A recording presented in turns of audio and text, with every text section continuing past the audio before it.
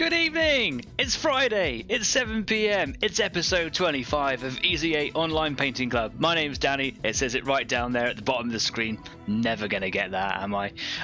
Yeah, I hope you're all doing well. I'm having a fantastic time at the moment. A lot of work, not a lot of play, unfortunately. But, you know, as we all know, I've started going back to work a lot recently, and there's been a lot of training and driving around all over parts of the country and things, so I haven't done anything this week. So all I've been doing all week is just dreaming of getting home and having a bit of a painting time. Just thinking about all the really cool stuff that I did last week and all the experiments I played with various new products, and looking forward to getting stuck into some this evening. I can see that we've already got our regular viewers in this evening. We've got Luke Galley and Leslie Stebbing, Jeff Lacey, Adrian Dean, and they all say hello, all hope all is doing well. Greetings everyone, oi oi, and good evening. Thanks very much for coming along, guys. I hope you're here ready to get some of your models painted. Yeah, if you are new here, Easy 8 isn't a tutorial. It is merely a place for you guys to come along and have some live company to get your painting done. If you like what we do here, do consider stopping over at some of our other places. You can see here at the bottom of the screen. I need to have like some sort of physical thing in the room that I can point at to get those right one day, and it goes the other way. Oh, it's crazy. We are on YouTube. We're also on Facebook, and we are also on Instagram. Whatever, I'm going to make it up from now on. Yeah, you can head on over and have a look at all the stuff that goes on there. Facebook is our most active platform, where people put their own photographs up of all the stuff that they're doing. Head on over to the community tab over there. You can also head on over to Instagram as well and have a look at some of the very irregular posts that I put up there, mostly of completed things. If you like what we do, please do consider liking and following on any of those platforms, and also maybe give us a subscribe here, because every little bit really does go a long way, and that would make me very happy. Cool. You can tell that I've been playing around with the framing because the camera moved up and then moved down again, and I didn't think that it was going to do that. Shame on me. Let's do that one more time. Yep, I messed that up. Okay, cool. So what has happened to Kyle? Normally we have Kyle with us, but we don't have him this week. I'll just check. There's no one there. No, I spoke to Kyle just earlier on today. I speak to him every week. But there's a couple of problems with Kyle at the moment. The first one is that his laptop has died, so that is a really big issue for Kyle. He's got a really nice, it's a brand new laptop, and a little while ago it had a Windows update and it just blue screened of death and he couldn't get out of it. So he called a mate who is an IT friend, and they said we're going to restore it, factory settings, everything, and it blitzed everything. Basically, he just cannot get on by using his phone, which would just not be good enough quality for this show. So Kyle did say that he's going to be working away this evening, and hopefully it's going to be either listening or watching along with the show. So Kyle, if you are watching right now, I hope that you are getting on well and that everything is going smoothly over there. Also, the other thing that is in Kyle's way at the moment is, as we all know, Kyle is always very, very busy, and his workload is just getting silly and sillier as time goes on. Very, very close to the end of his course, which I hope that you pass with flying colours. I've got every faith in you. But of course, with the laptop dying and all your work on it, doesn't stand so well to, you know, yeah, a lot of work has gone missing. So Kyle has basically just said for the next couple of weeks, maybe a little bit longer, it's very likely that he's not going to be able to make it along to these shows. Buddy, this is just a hobby. This show is just a little bit of fun, and I will always do my very best to reach out to the community, but there is absolutely no pressure on you, sir, to feel that you have to make it. Work is very, very important. It's probably more important in the show. I'll let other people decide whether they think work is not important enough. So yeah, stay safe, work hard, and we'll see you as and when you get that work done. So yeah, no pressure, buddy. However, next week is episode 26, and that is our 6 months having done this show. And I say it quite regularly, but it doesn't feel that long. But in some ways it does. It feels like it's been a really long time. And then other times it doesn't feel like a really long time. It's just a natural part of my week now, and I really enjoy it. However, it's not just me this evening, is it? Because you are here watching along as well. So if you are working away this evening, if you are painting something, making something, maybe you just got another hobby on the go and you just like coming along to show, let us know what it is, because I'd really like to know. Maybe you've got some hints or tips, or maybe you've come along for a little bit of company or even advice. Get chatting in that live chat. Just it's there on my screen. Maybe it's different on yours. I think it is the same. Get chatting. wherever it is. And yeah, because the community are a chatty bunch. Get talking. Lovely. So, what have I been up to? Well, like I said, nothing this week. But if you remember back to last week, I have my 2 Tyranid models that I'm painting. I've got my Carnifex, and I've got Susan the Trigon. I like the name Susan. It's just a name that you wouldn't expect to have. So Susan the Trigon it is. I've been playing around with some shaders, on this one, which is kind of interesting. It's really cool. And on this one, I'm just blocking in a lot of the primary colours on here. So yeah, it's just not the monotonous work, but it's the bulk of the work, and it takes a little while to kind of get through it. So it's nice to have you guys along for the company and the ride. I will take you over now, over to my workbench, so that you can see what it is exactly that I am doing. So here is Susan the Trigon.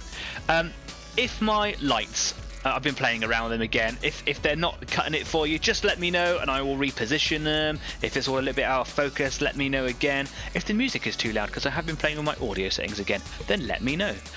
Cool. Right. Cup of tea. Wonderful. Right, so my Trigon, I have been, just this afternoon, just before I had a little bit of food before the show came on, I've just been kind of blocking in some more colours on the grey carapace on here. That's going to be quite a lengthy process. On the Carnifex, all the grey is all blocked in. What I've been doing is I've been applying some of the shader ash black from Mig Ammo. It's a wonderful stuff. And I'm spraying it in. I'm a little bit clumsy with it. I'm not as dexterous or as gentle as I should be with it, but I'm still getting some really phenomenal results from it, and just with a little bit of practice on that, hopefully it'll come up really cool. I'm going to try and mix the 2 tones of grey that I use, because if you've watched previous episodes, I use 2 shades of grey on here. These are both Citadel greys. I really like them. Dawnstone, which is the darker of the 2, and Administratum grey, which is the lighter of the 2. Previously I've used this one as a base, put a bit of non-oil shade on there, and then kind of just gone in with some highlights on this one, and I found the contrast can be quite stark. So what I've done is I've been basing with this colour. I then go over with ash black into the areas that I wanted to, not emulating a sludge wash in any way, just literally just kind of getting it into like the I suppose like the overhangs of where the carapace would be, and highlighting cracks and other details with it.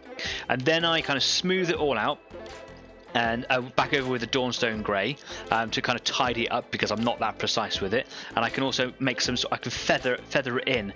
So I don't know if you can see so well. I was watching it back on a large screen the other day from last week's show. It does pick it up quite well, but I've been feathering that black in because the ink takes about 24 hours to dry. Whoops. Because it takes so long to dry, you can actually blend it while it's on the model. Most acrylics dry almost instantly, especially if they've been atomized through an airbrush. They just they dry out almost instantly. But this, you can kind of blend it in, so the greys look a little different. And I'm just gonna, kind of do another go with another pass with the Dawnstone, getting mixed up now.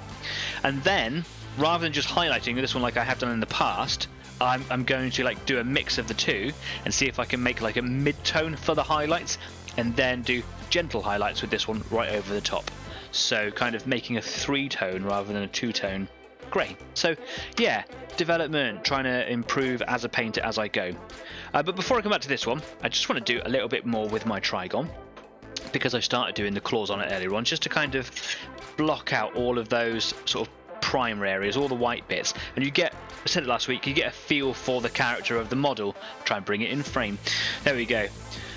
Yeah, so I've got a little bit of carapace on the front, lots of spikes and things to do on him, but I've started on the claws. You can see this one here. I'm going to work my way down one side and then go down the other side, and then I might take a break from doing a bit of grey, go back over to the Carnifex for a bit, and then I'm going to do all the way around the snaky bit here. And then I've still got to finish blocking it in, so I've only done the outsides, and I still need to get in a lot on the undersides and the tricky areas on there. Cool. I noticed we've got some comments going in. Adrian says, so what is everybody working on? Personally, I'm building on a PC. I'm building a PC, hopefully it works. Adrian, we spoke about this. You can't steal Kyle's lines, limelight, or part on this show. If he's watching, he'll be like, gah. Jeff says, my first girlfriend was called Susan. Fits very well. I don't know what to say about that. And the music finishes. adding to the awkwardness. Cool. Leslie says, Susan the Trigon, that's an awesome name. My demon prince is called the Five Finger Dodgy Dave, and the music is awesome. Okay, cool, brilliant. Thank you very much. Right, well, let's crack on then. Another sip of tea. I am feeling a tan today as well, like it's starting to come in. Also been for my first couple of swims since lockdown, since the pandemic. Oh, I'm so out of shape as well. Like, yeah. I went last night for a 45-minute session because the pools are very strict at the moment. Went for a 45-minute session last night. Could barely do a length. I was able to, do much more before lockdown. And this morning I went as well, or just early afternoon, I went for a swim and I managed to do 2 lengths back to back and then some other bits and pieces and floundered around in the pool, which is very, very poor. Before lockdown, I was training to not necessarily be a lifeguard, but I work at an area where there are lots of lifeguards and I was trying to hit their standard. So that maybe one day I could do if I wanted to, but also just because I kind of wanted to. And I was very close to achieving that standard. I've got to do all that work all over again. But yeah, we'll get there. I'm sure fitness is something that everyone's feeling after lockdown. I got out, did a lot of running, been back into running lately as well. It took a long time to enjoy running, to get into that kind of standard, and then I really started to enjoy it and kind of went off and did a lot of events and things like half marathons, some mud races and things like that. And then one day I just stopped and gave it all up, and for years I thought, I've got to get back into that. And then one day, not too long ago, I did, and I got very annoyed with not being fit enough and being able to do lots of distances and stuff. So a couple of weeks ago, I'm like, right, I'm going to go off and do a 10 miler, and I didn't stop until I did it. So I was pretty happy with that. But my swimming has suffered incredibly. What can you do? Practice, practice. But also with work, now doing lots of work, it's quite hard to fit all of that in your now busy schedule. I'm also pleased to announce, for anyone who's been watching over the last couple of weeks, I have known for a while, but I got the job! Yeah, it was the job for me of a lifetime. I work at an activity centre with children, and it was an instructor for years and years. I left it for a while, then came back to it, managed the house. So I did a lot of housekeeping and stuff like that. And recently, an opportunity came up to be a team leader for instructors. So I'm a line manager for a team of instructors, and I still get to do all the really cool stuff and work with all the kids and adults as well. So yeah, I got the job. No doubt, thanks to all the people baying and praying for me. So thank you very much. That was great. So yeah, all of the training things I've been off for recently have all been because of it. So this last couple of days I've been away over in Dorset, I think it is. Still on the south coast of England. And yeah, I've been doing a rifles training program. So I'm now trained to lead groups of people and train people in small bore rifle shooting, air rifles. Really good fun. Guess who got the best score? This guy. Yeah, got to play around with the instructor's really big gun because he's got a couple of his own rifles because obviously he's like a pro. And it was really cool, and went down, just spent a couple of days solidly shooting rifles and talking about the laws and things like that, and how to build your own rifle range and things. So yeah, I can do that now. And tomorrow I'm away for another couple of days, going further up the country, up into Wales, where I'm going to be going off to do an orienteering course. But that's a very short course, that's only a day long, but because it's so far away, it's going to take me a couple of days, a day to get there, a day to get back as well. And then that will be all my training for a little while, and hopefully trying to get some guests into where we are to do some work. And then things might settle down a little bit when life returns to normal, and I can start scheduling a little bit more hobby time into my busy schedule.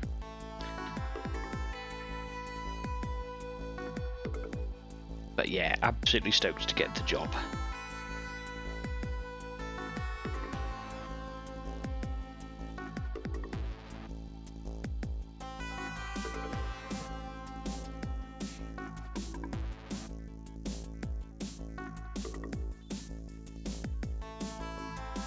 Adrian's put, Kyle's not here. Are you questioning, like, Kyle's not here? Where is Kyle? Or are you saying, well, Kyle's not here, I'm gonna have his job? Do you know what? I'll let you guys I'll let you guys fight it out. He was gutted. He was gutted. He was sat outside with a glass of whiskey, but he was gutted that he couldn't come along.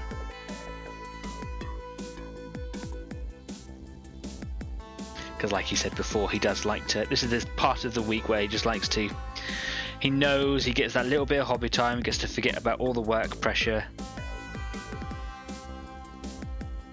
That's what having a hobby is all about, right? Being able to retreat into your own little world, block out the world for a little while.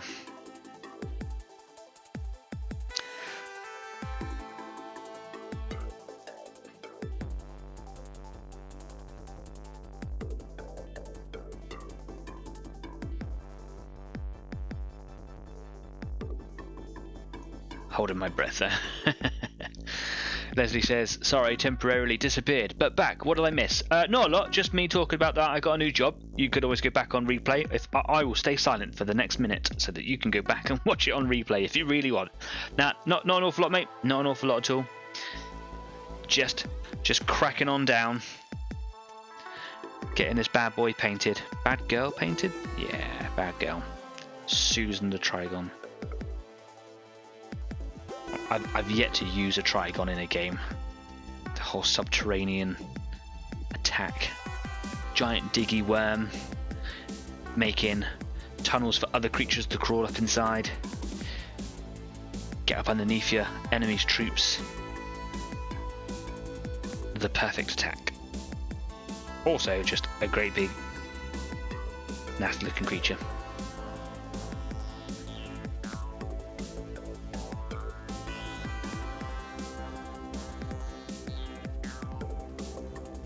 This is the tricky bit here, is because like the claws all overlap and you're kind of having to get in and around. It's just trying to get those tough spots that are a little bit out of reach. I can't come in at this angle, it's a little bit too weird for me, so I kind of have to hold Susan perfectly and just extend the brush out where I don't have that much dexterity here at this range, if you like. They could all go wrong. And my yellows are looking so good, I don't want to ruin them by accidentally putting grey over the top. The thing is, that whole theory of 2 thin coats, or 2 plus thin coats, I'm going to have to go all over again. My tummy is rumbling. Just eaten as well. Must be all the chlorine.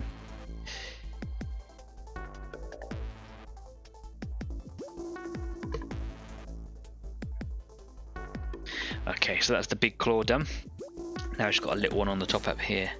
I think I may have actually missed a couple, so I'll go back and have a little look in a second. You can see the difference here. This claw here is one that has been is a part of the model, and this one up here is the one that I made because this one snapped off before I got him, and then this one snapped off when I had him in the box where he was where he had the paint stripper applied to him, because I was a little bit heavy-handed with him, and the top of him snapped off. So those 2 claws are rebuilt by me. And I tried my hardest to make them match, but actually it's really difficult. It took a long time, and I actually had to put a bit of wire frame in this one as well, because it was such a tiny piece, it only broke off halfway. So it's a tiny piece of like gardening twine wire been drilled in and then built on over the top. I think it was that one anyway. Yeah, it must have been.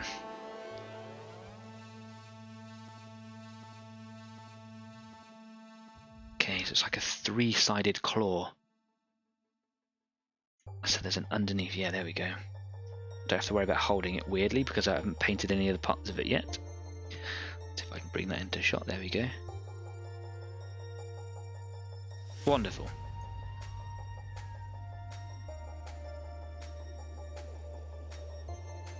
There we go. Now, oh, I do have the hiccups. Yeah, I thought so. We do have some extra claws on these big ones here. It's like the knuckles of a hand. So he's got like a thumb joint here, and then he's got 1, 2, 3 fingers. The third one is the giant scything talon that goes all the way down. These ones are quite wide, as where traditional Tyranids are quite thin, because he's a tunneler, so he obviously kind of has to have a shovel effect, yeah?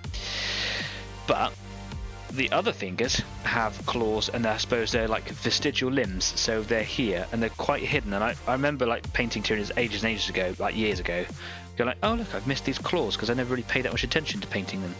I've just remembered them now, so just gonna get in. I have to change the orientation of my camera because I'm leaning on the table now and it's a little bit further out. Let me just bring that up so I'll move my camera for you. Oh, there we go. That's better. Okay, where were we? Yes, vestigial claws. And from this angle as well, you can also see that this piece of like shoulder carapace are still yet to block in underneath, and there's like random claws and things. That's going to be really tricky, and yeah, it's one of those. That is one of those monotonous tasks, is knowing that you kind of got to come back to it and do that bit as well. But when you do it, when you've got all the grey sort of masked in, if you like, and you know where you're going to put the grey, kind of blocking it in afterwards, and just it really ties it up, really neatens it up, and again, it's one of those kind of character development things that you can see happening as you're painting. It's like it's going for a manicure.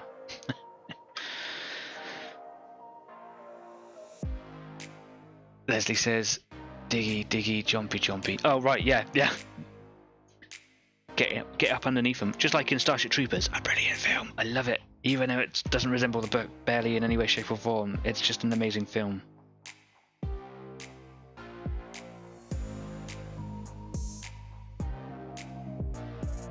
Oh, even though being right at the top, that's a really difficult claw to get to. Come on, man.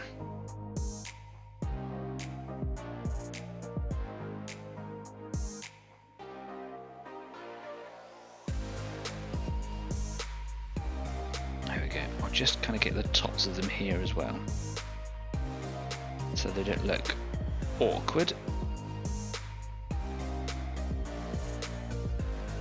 Such a good brush, it's got such a point on it, you can really get in with those details in there as well. The gentleman who I watched for these brushes, you've probably heard of him if you're into YouTube tutorial videos, is Miniac, or Scott at Miniac. And he uses, I think it's ever so slightly smaller brush. This is a size 2?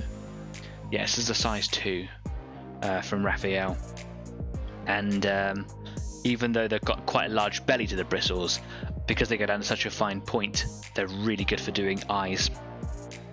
But I think he might actually use like a number 1, which is just a little bit smaller than this one.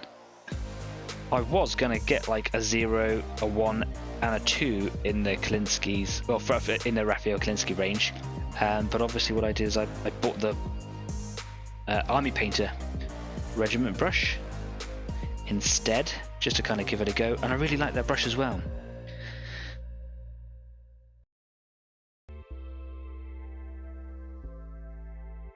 God, I'm still painting these 2 little claws. Come on now. Just a little bit down the bottom there.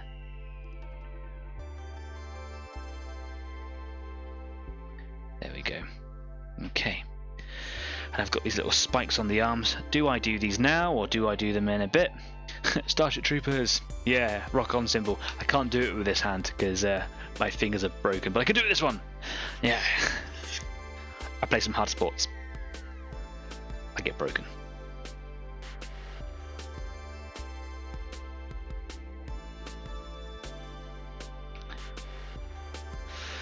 Okay, I'm going to do them now.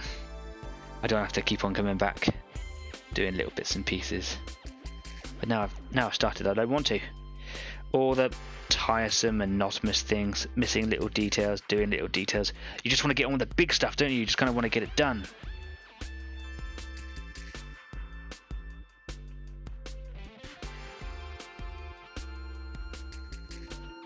I just realised I'm now out of shot. I am really rubbish at this whole broadcasting a show thing. Okay, and then from the other side, can I get and do the little bits and pieces?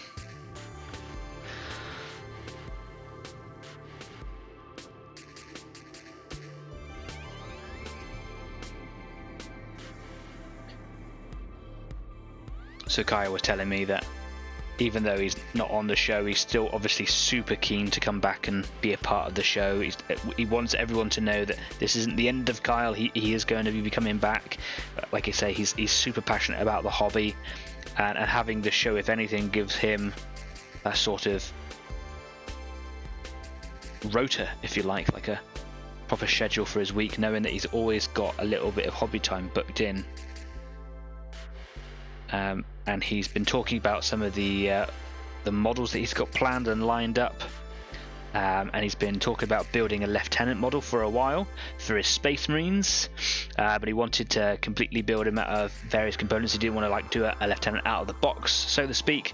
So he's been shopping around and looking around for different models, and was going to basically do like a conversion, like a not a scratch build, but you know, just lots of different pieces all put together to make this kind of ideal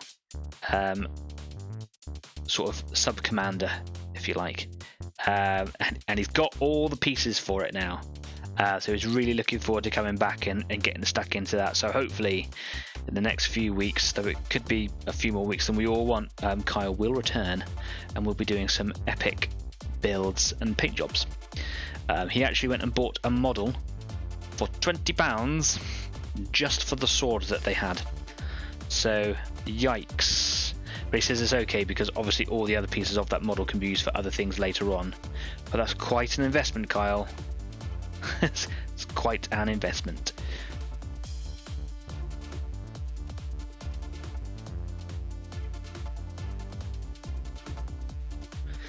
Right, let's get it up and underneath here.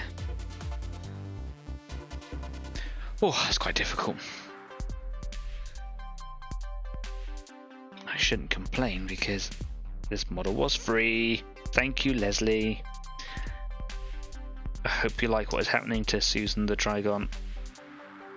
I hope I do her proud.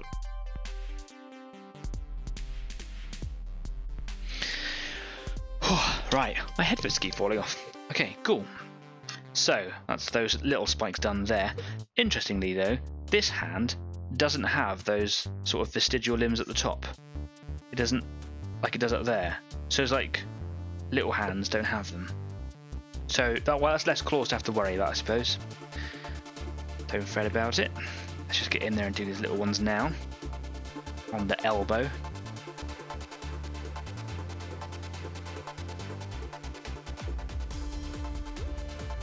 Be really tough being a Tyranid because every time you move you just hurt yourself, wouldn't you? Not that they care about it, because Tyranids are controlled by like a hive mind, where if they are close enough they are controlled telepathically by a larger creature in a giant organic spaceship sitting around the planet somewhere. And it kind of gets fed down by smaller and smaller and smaller creatures.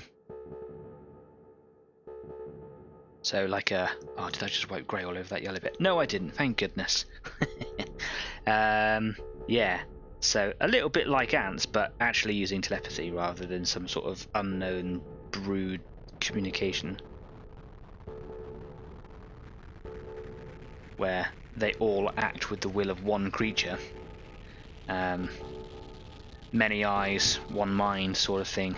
But if they lose that range, they lose that synaptic control, they revert to like an instinctive behaviour.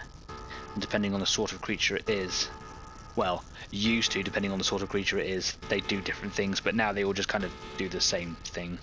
But the most important thing of all is that if they are in that range, they are immune to all psychological effects. So one of the easiest ways to get rid of a unit in 40k is to decimate it with combat, in whatever way, swords, bullets or whatever, but then to, you know, make the others run away because they just lost all their friends. Great for things like guardsmen or orcs, etc. Would be really good if Tyranids weren't immune to it. So yeah, it doesn't matter what you do, they're just going to resist everything automatically. They do have a couple of other side effects as well, but they're actually really quite limited. They're not that bad at all. It used to be crippling, but now they have a slight difficulty in trying to shoot you. So it's a -1 from all your dice rolls to hit them with shooting effects, which is a little bit upsetting because they're not the best shooters anyway. Some of them are, but it's not a general thing. But yeah, the most important thing is that if you take out their leader cast, if you take out the things that are going to be kind of giving them their commands, if you like, is that you break their ability to communicate and act without their leader cast kind of saying, "Don't run away." They become fearful. So I saturate the area in synaptics. More comments going in. You're most welcome, says Leslie. And Susan is happy. She told me with the power of the hive mind. Yeah. Good. I love my Tyranids. Cool. Right. Well, that takes quite a process, doesn't it? It takes quite a long time. Right. What I'm going to do to not just sit here and be doing this all evening, so I'm going to do this one more arm on this side. Then I'm going to go over and do a little bit on the Carnifex. So yeah, do this little one here, go over the Carnifex, come back, and then maybe work my way down bit by bit. Everyone's been quite quiet in the chat over there, perhaps because people are concentrating, focusing on what they're doing. Not a lot of people are talking about what it is they're actually up to today. Do let us know if you are so inclined. Maybe you're not doing anything. That's fine. Cool. Thanks for the support. Thanks for just coming along. Just going to put a bit of water in my paint because it's getting a bit thick to use there. A bit thick. Right. So, Little Claw.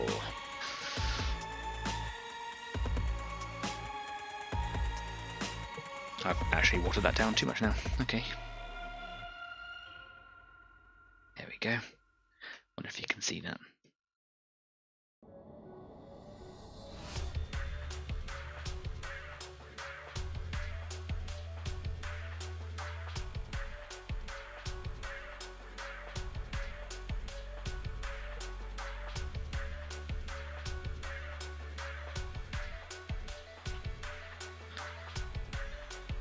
Oh, I've got a rogue bristle. Let's see if I can smush him back in with the others. There we are. I do like to make sure that I'm looking after my very expensive brush.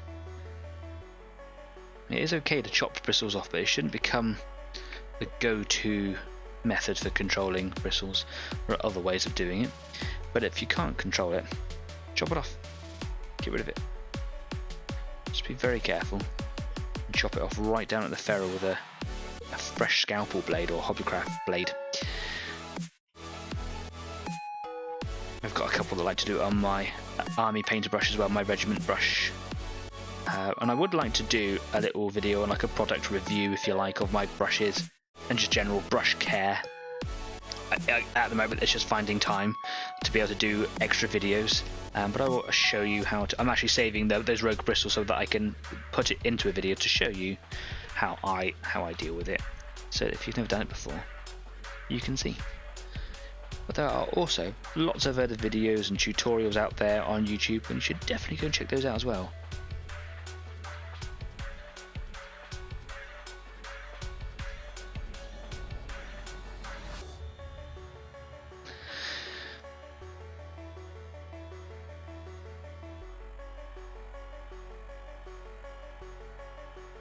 I've really thinned that paint down a little too much. It's going on smoothly though.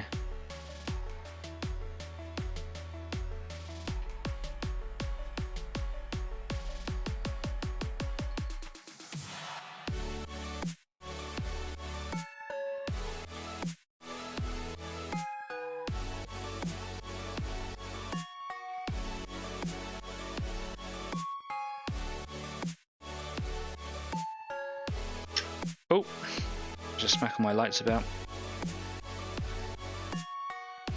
Almost there. Almost there.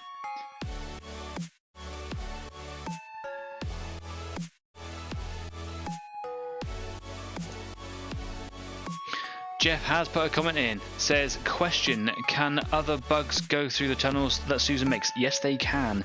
I can't remember off the top of my head if it's everything, but I think it can.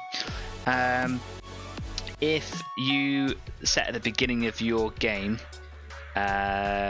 creatures in reserve, So you can have some of your forces put to come in later on. They might want to come in as an airdrop. They might want to come in as a teleport, or whatever means. With Tyranids, they can swoop down from the skies on their wings, or they can come up from under the ground. And that is basically, this fella comes up, makes his own really big hole, and then other creatures can come up using that hole. I think, though I am not certain, because I just haven't spent an awful lot of time reading the rules, especially in 8th and 9th edition, that if you have multiple holes that they have used, that they might be able to use them as a tunnel network. But I could just be dreaming that. Someone will probably pipe in a minute and go like, nope, can't do it. Maybe it was like a house rule that I was thinking of somewhere in the past. There are lots of creatures that can tunnel. It's not just this one here. But if you do make tunnels, you can use them for other things to come in. It has to have a special rule, subterranean attack or something like that, where beta tunneling worms or something. And basically, you just put other creatures that are in reserve that just come in using that that hole, just like in Starship Troopers.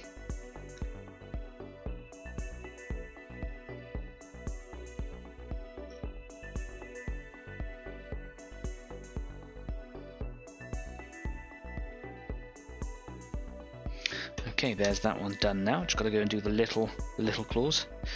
I think I've had a reaction to the chlorine in that swimming pool, and I've got an itchy head and an itchy side. It's a little uncomfortable. It's just nice to be able to go and do something rather than just sitting at home.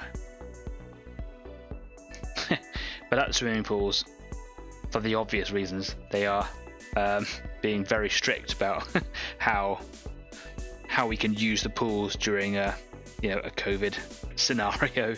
So at the moment they have limited spaces per hour. You have like a 45-minute session. You book it. You pay as normal. You book it within that time. When all the time slots are gone, you can't book in that little slot anymore. You have to turn up ready to kind of rock and roll. So we just turn up with me and my partner just turn up with our swim gear ready on and like a robe over the top. So you kind of have to drive there wearing your swim gear. You go for your swim, they let you in, you get your 45 minutes. That's more than enough for me. And when you get out, you just got to get into your car, put your swim gear on, because they don't have change rooms available, which is a little awkward. But everyone seems to have adapted to it very well. A lot of people turning up in their Volkswagen transporters, or just generally big vans, so they can get changed in there. A lot have got tinted windows because we live quite coastal, so get a lot of surfers kind of milling around, so they've all got tinted windows because it's kind of the cool thing to do. People getting changed in car parks. Yeah, it makes for an interesting afternoon out. Yeah, it's quite a shocker getting out of a warm pool and then going outside into the April air. I quite like the cold anyway, so I was quite alright with it, but yeah. A lot of very good-natured people all going, respecting everyone. People are just happy to be kind of out seeing people, I think, which is great. And of course, swimming is actually quite safe because chlorine, from what I understand, kills COVID off straight away. And on the off chance that something could survive in the water, it's so diluted, apparently, that it's very unlikely that you're going to catch anything in the pool. But they are still being very, very strict about people's attendance, which is good. But it's nice to see that pools are opening, and people in general can just kind of start returning to their lives.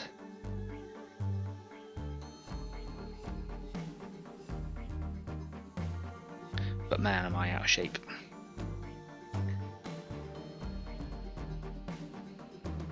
It's one thing taking a surfboard out, because salt water and wetsuits make you more buoyant anyway. And when you've got a surfboard, well, it's designed to float, so you're strapped to it, so it's kind of easy to not really go wrong. But swimming's hard, man.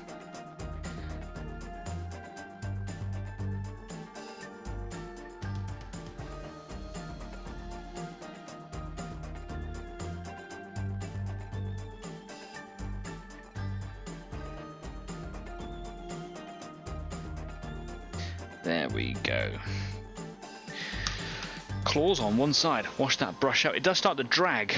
I said this last week. You can tell when it's time to wash your brush out with this one, because it's such a high quality brush and it's so smooth with natural fibres that when the paint starts to clam, it drags and it's really noticeable. So it says like, "Hey, clean me now," which is roughly the sort of time it takes to do one arm there. So yeah, a little bit of blocking in there. A couple more comments. Leslie says, "I am making a giant chaos spawn of Nurgle. Sorry for the delay in response." It's absolutely fine. It's actually a delay getting to you. Sometimes it's as little as 6 or 7 seconds. Other times it's 10 to 15 seconds delay. I don't really know why that is. I think it's just probably because it's uploaded to YouTube and then broadcast out to you that way. So yeah, there is a delay. And then Jeff says, "Are you going to do broken ground on this base then?" Yeah, I have been thinking about that. I didn't want to go too mental with it, but yeah, I might do some sort of like fractured kind of earth splitting around it. Maybe not necessarily make a hole on it, because I think the hole would be quite large, probably the size of its base, roughly. So that would just mean that the whole base is a hole. But I might do like lots of broken up earth bits and maybe have like, I don't know, like tarmac bits kind of sticking up. Maybe even do bits of building around it. Yeah, lots to think about with this one. Oh, that's a good cup of tea. Right, I'm going to move over to the Carnifex, because last week I was just working on the back here. Did a lot of spraying on him with the ink.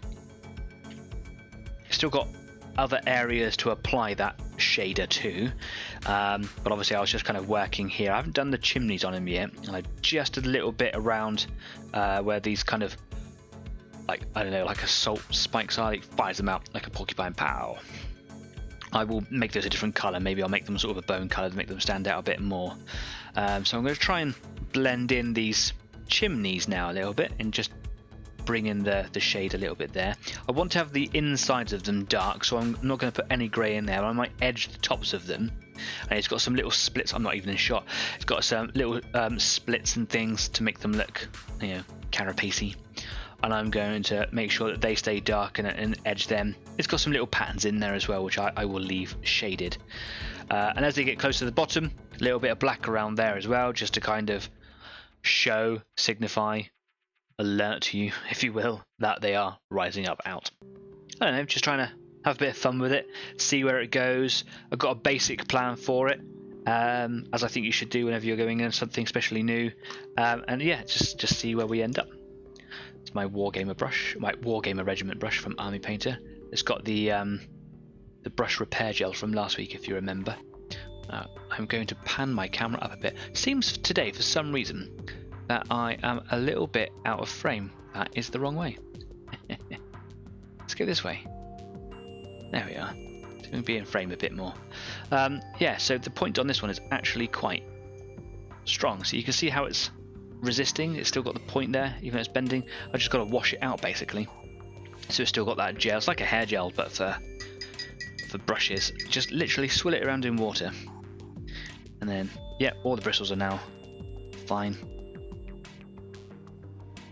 Wonderful. Boink, boink. Excellent. So I do need a little bit of... Oh no, still Dawnstone. I'm not changing my greys yet, so I can use what I've got here in my wet palette. Just to the side here, I have some grey in my wet palette. I'm loving this wet palette as well. It's such an affordable thing, and it's just my go-to tool now. I've got a couple of like plastic palettes or dry palettes if you want, like a little plastic white one, a little metal one, and I barely use them.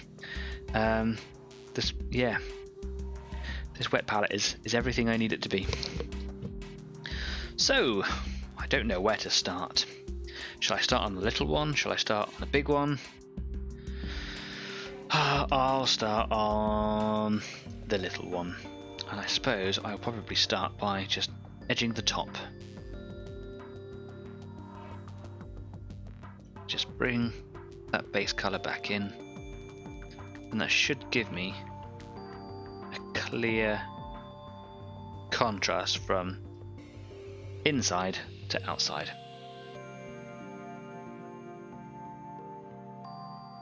I have an idea in my head how I want it to go. I kind of put the paint down. I'm like, right, it should do this. I suppose the skill of the artist is to make that translation clear. So yeah, we can see here that the top now looks highlighted. Yeah, and now I'm going to work my way down and blend it in. And I've got this kind of big blobby stain here I hit too hard with the airbrush. It's kind of left a spatter mark. But that's fine. I don't necessarily want it to be shaded here. I was just trying to get a load of that shader into this little split here, which will become more apparent as I edge it. That's all I really wanted. So there we go, we can see it now, hopefully. Yeah.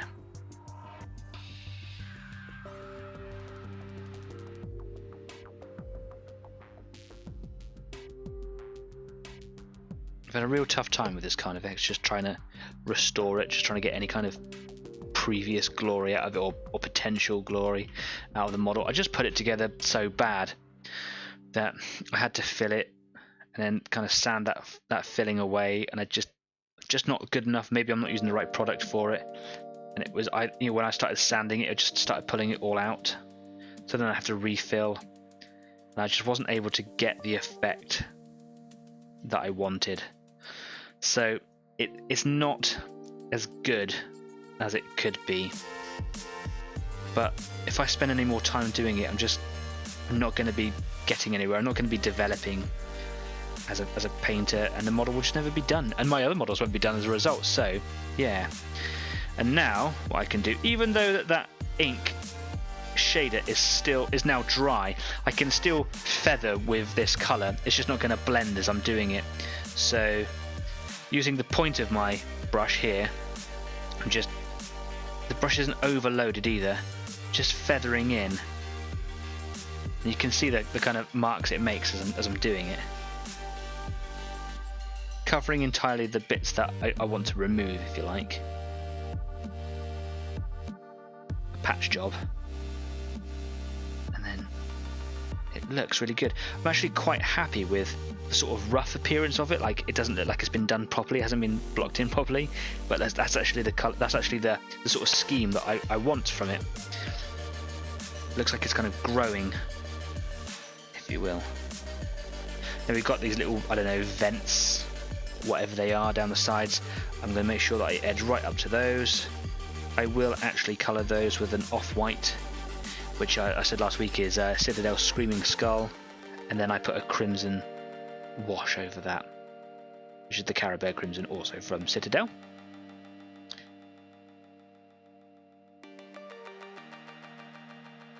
Just edge that in. Lovely. I am going to go back over the bits that I did last week, just because it was blending and it kind of changed the colour. So yes, as I move up, I'll probably just tackle these little areas. Get a bit more grey on here. Let's see, we've got some more chats going in.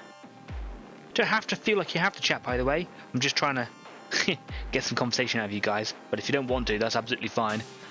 So he says, so you could have a game in bug tunnels would almost be like a D&D game. Yeah, I suppose you could. That would be really cool, wouldn't it?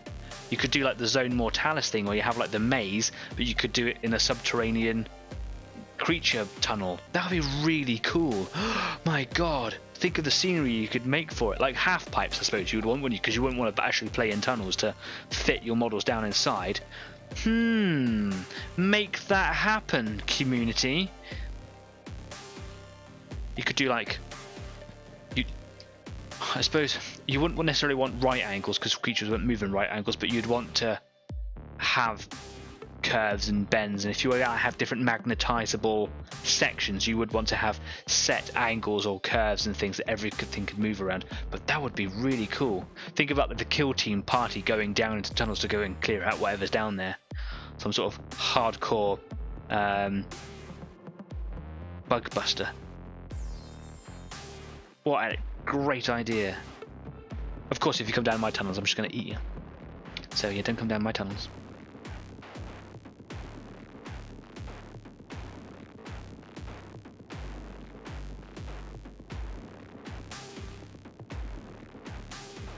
Yeah, just neaten up the edge of that bit there. Because as that ink blended with my grey, obviously just changed the tone of it. Looked almost bluish, which was quite cool, but it will not have the effect that is in my head.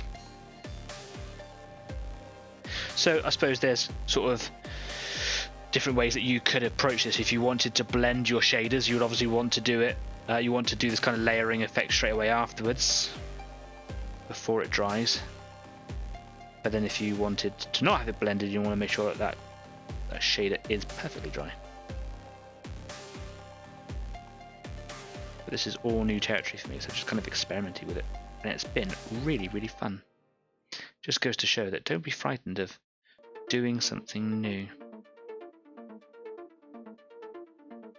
Now from here I'm just kind of streaking this colour into that black area, just to kind of create that feathered effect.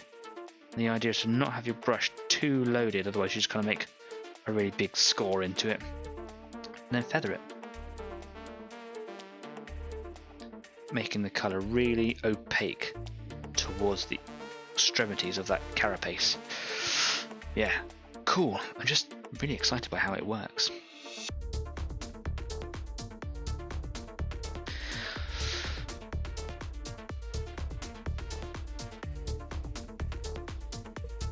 And then again the same on this side here. So I've got like a little split just here, which I want to leave with the shader in, so it's contrasted. And I'll just bring this grey colour up and around it. Again, trying to make sure that the colour grey goes really opaque to the top part. You can see that right down the bottom there is where I've also applied some shader, and I'm going to try and feather into that area there.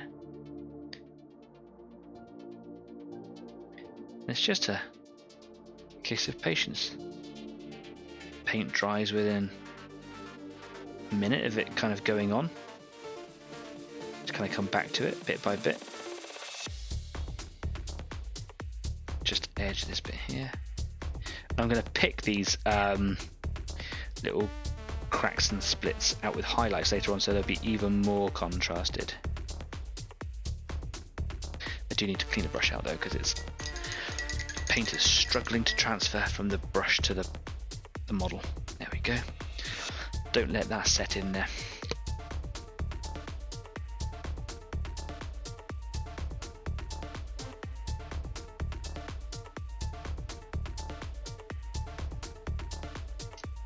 Okay. Trying to find the perfect comfortable hold.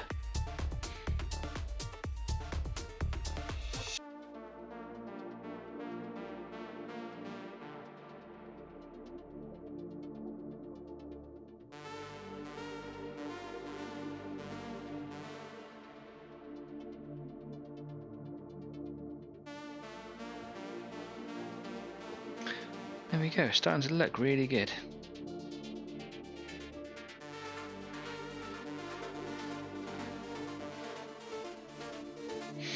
Okay, well that's one little carapace chimney done. Chimney. My microphone is picking up my my alarm on my watch really quite strong. Yes, we have a couple of minutes now before we move over to our interval. So let me move over. Yeah, we'll have a little break in just a minute, so if you don't want to leave the screen just yet, then you've got a minute or two.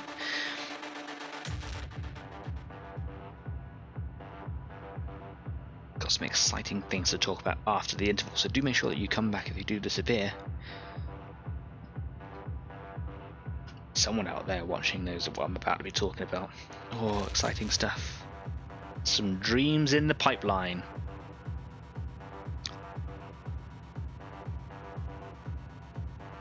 Right, I suppose I should probably try to block these colours in a bit more. You can't see what I'm doing anymore.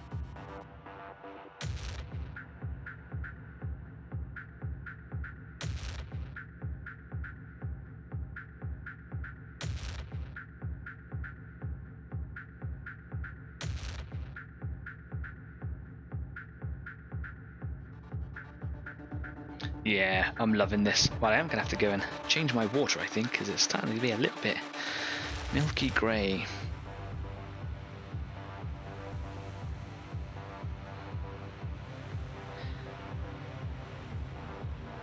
Isn't it brilliant when you painted a model and you kind of got this idea in your head and it all just starts to come together exactly as you planned, or sometimes even better. I love it. I love it when a plan comes together.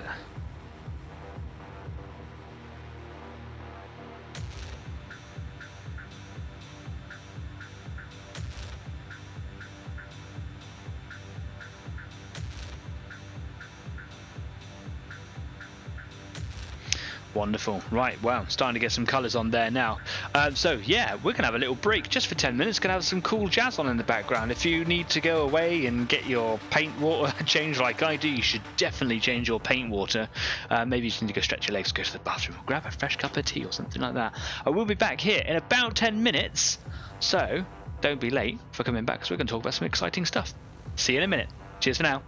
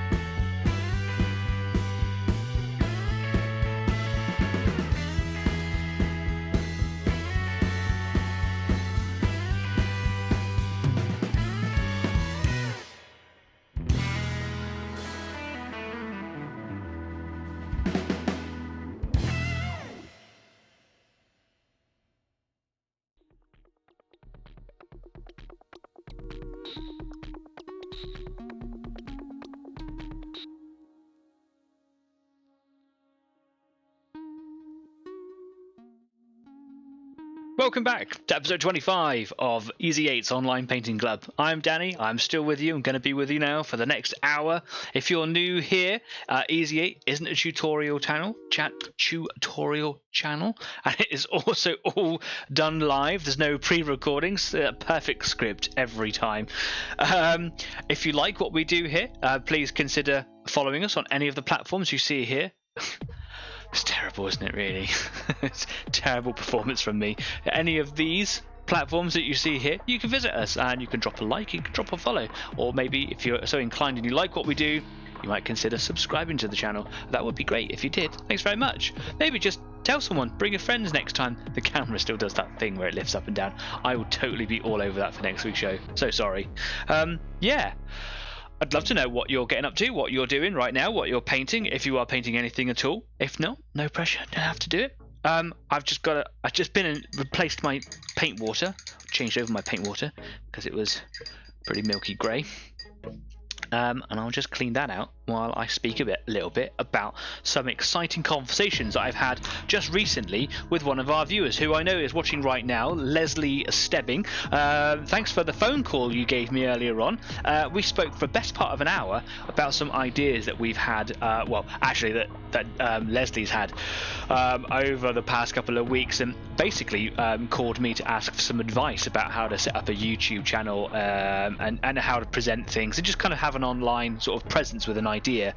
I never ever thought as a part of what I do here through Easy 8 that I'd ever be the person giving advice, but we actually had a really interesting conversation. So Leslie's come up with the idea of in some ways very similar to what we do here at Easy 8, which is just provide company live for doing your painting, to actually create some sort of an online gaming club, which is in some ways how Easy 8 started out, merely in concept. To have a gaming club, a painting club, is something that I'd always wanted to do, and I went to some depths to make it happen, but it never really did come to be. Here he is, Leslie, say, yeah, thank you so much, dude. Yeah, no troubles, man. Yeah, I always wanted to create that space for people, and it never happened. And then lockdown happened, and then the button to push go for Easy 8 Painting Club came around. How do you make a gaming club online without doing what I was considering, which is playing online games and broadcasting them live, which is done by everybody already?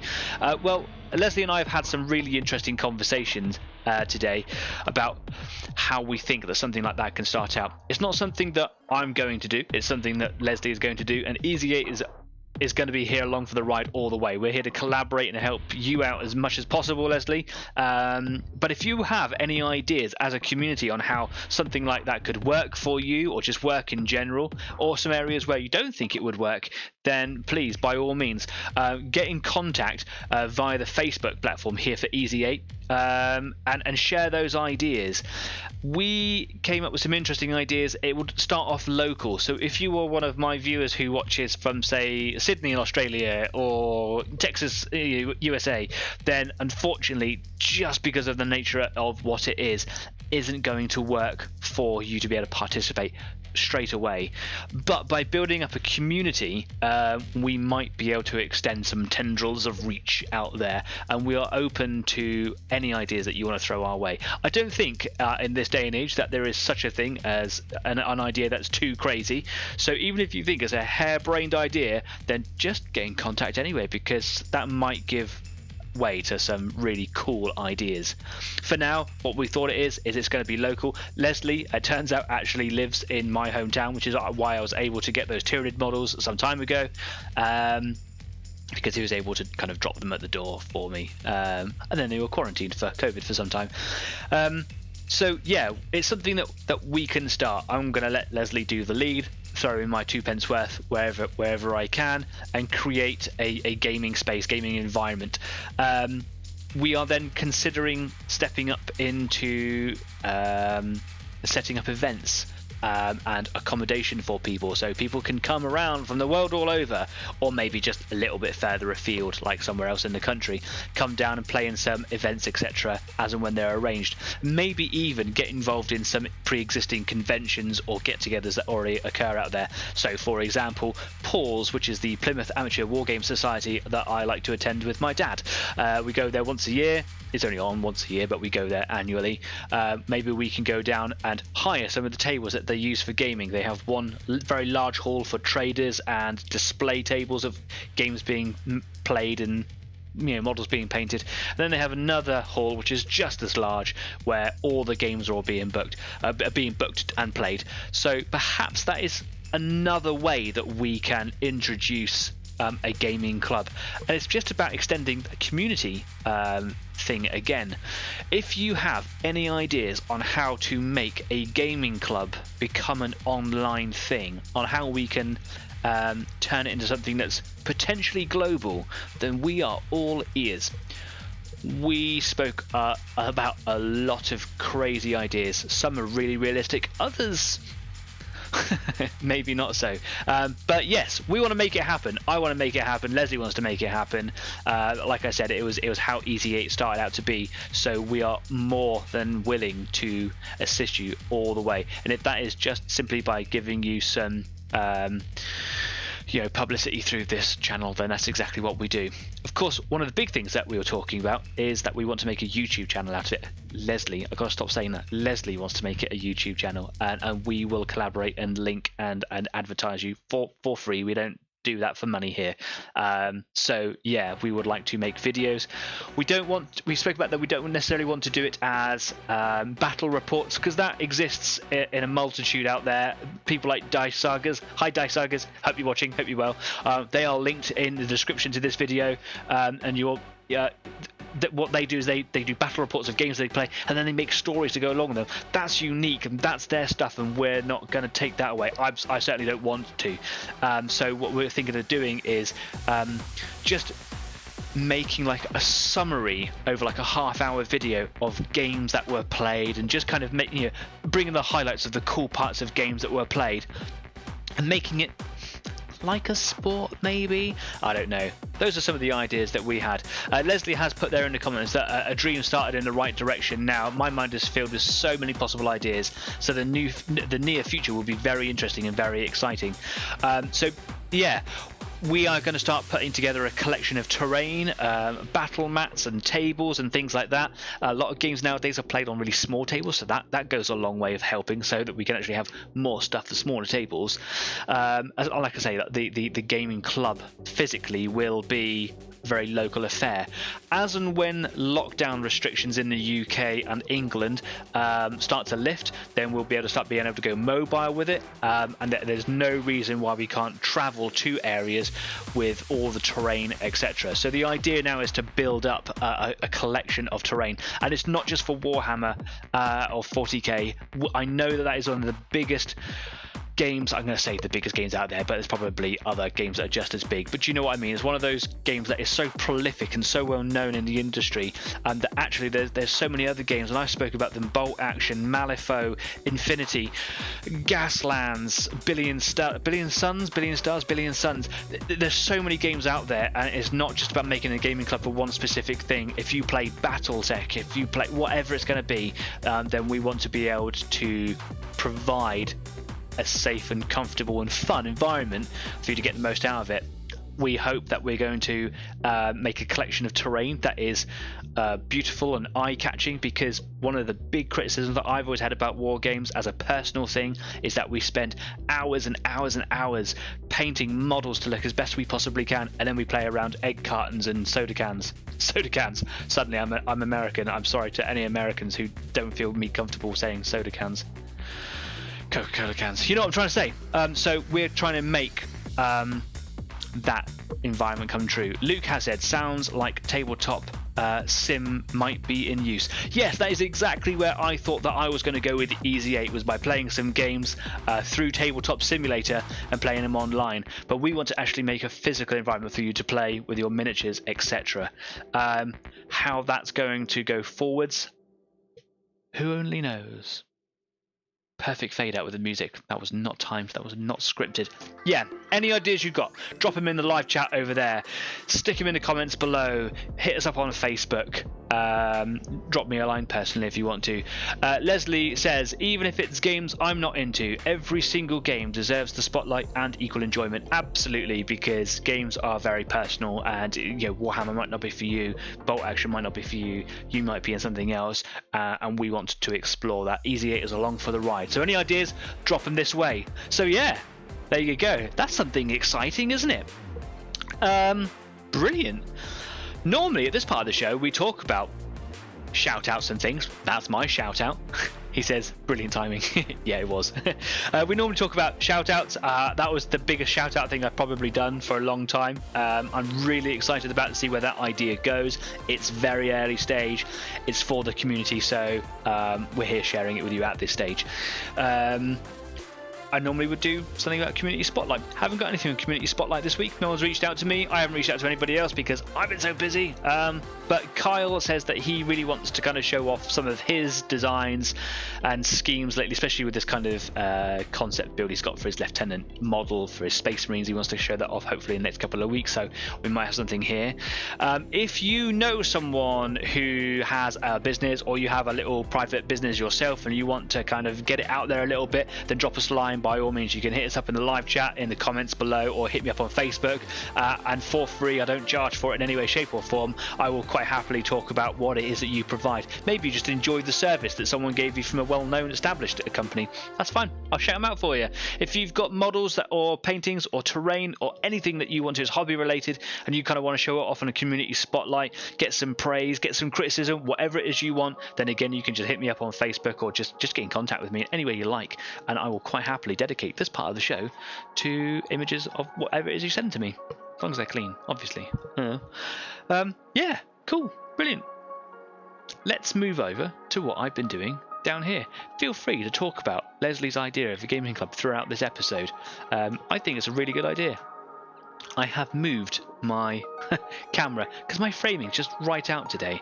Don't know what's going on. Like, I've played with it, I shouldn't have done. I'm just going to move it physically here, see where that takes me. Yeah.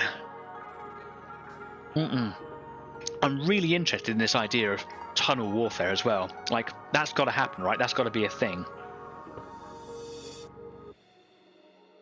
There's also different scale scenery and all sorts of stuff. I like playing 15mm. And the good thing about 15mm terrain is you can have more stuff packed into the same size box as you would do for a 28mm. Right, back to the Carnifex then. So I had just started doing the third chimney on this guy's back, which is just here. That's a better position for the camera, isn't it? Don't know why I played with it, should have left it. My apologies.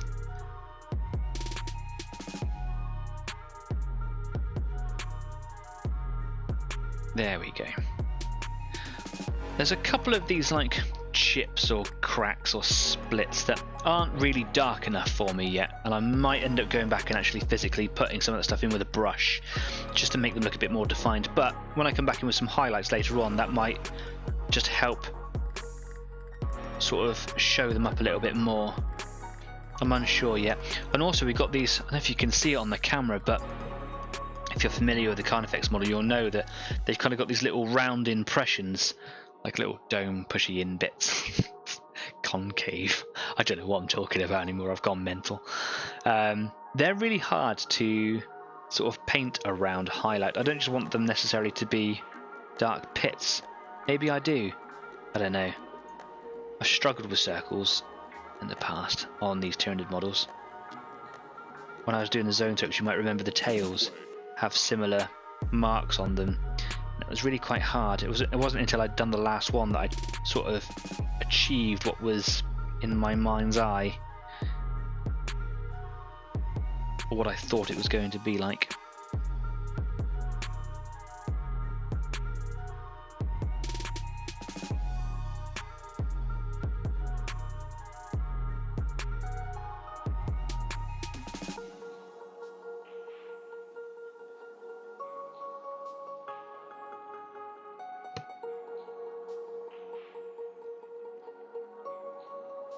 cover up some of those splash marks where I went in really heavy. Gonna bring my light in a bit closer.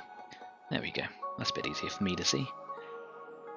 One of the trickiest things with this shader is just how hard you go in with it. It's really quite easy just to overspray, and from what I feel, it's the conventional acrylic. It's easier to control, probably because it's just not as runny. If you just kind of overspray with the shader, you get all sorts of weird artifacting. It just runs away from you. I don't know if you can really see, but there's kind of some spider webbing going on down there. A couple of splashy dots, quite easy to cover up. But it's just making sure that I do get them all, because by the end of it, they'll really show up, and I don't want them to.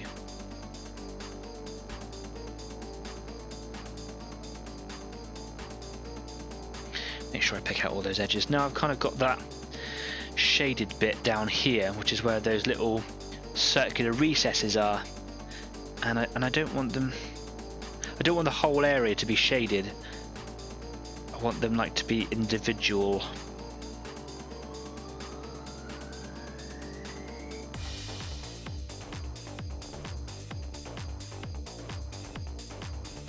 Or do I want the whole area? I don't know. It's so difficult to think. What do you guys think? What we got here? Leslie says, possible game idea with some great highlights and summary. Could be first recorded game. Yeah, absolutely. It has to be televised in some way. It has to have a YouTube presence, I feel. But that's just because I run my own YouTube channel. Maybe you don't want to have a YouTube channel. Who knows? Jeff says, no, I don't have the time to make big bug tunnels, even though it sounds really good. Make some tunnels. Do it. Do it. Hey community, come together. Pressure Jeff into making some big Tyranid tunnels.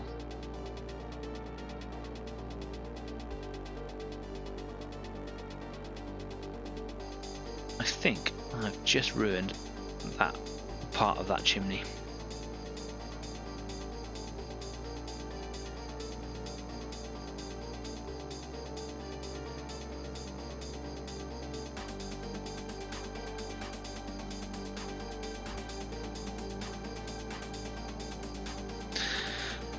Just trying to use the point of the brush now just to work my way around those little shapes. So the problem is that my brush strokes go in vertical here, and to get around those circles I'm going against that direction, and then the brush strokes really stand out. And I'm just going around them now, and now they just kind of look a little bit obvious. I don't know what anybody else thinks. Maybe I just need to get better. I see what you're trying to do, Danny. You're just rubbish.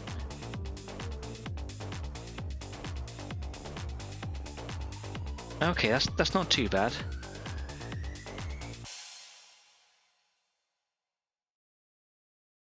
It's just about being patient, right?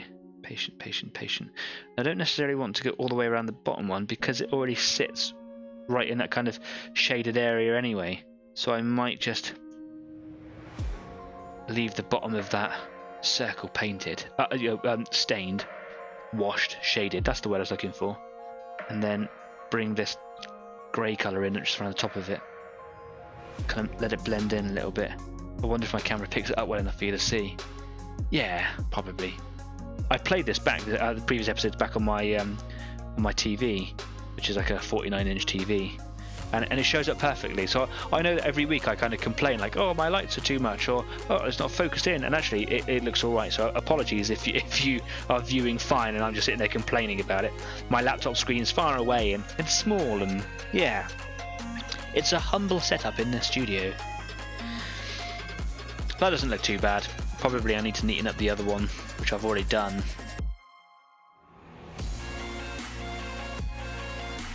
So it doesn't stand out too much compared to the one I did well. That's the problem with my zone tropes, is that you can see this very clear line of progression and development as I've gone through the models. So the first one looks really shoddy in comparison to the last one. That's part and parcel of the hobby there, right?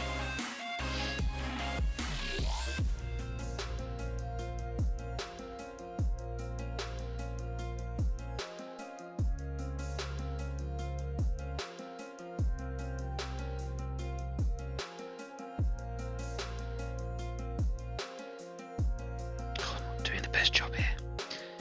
It's frustrating, isn't it? You know you can do better. Anyway, that looks alright for now.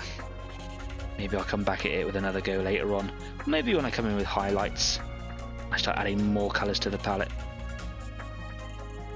It'll look better. Okay, well we can compare it so you can see how it started off.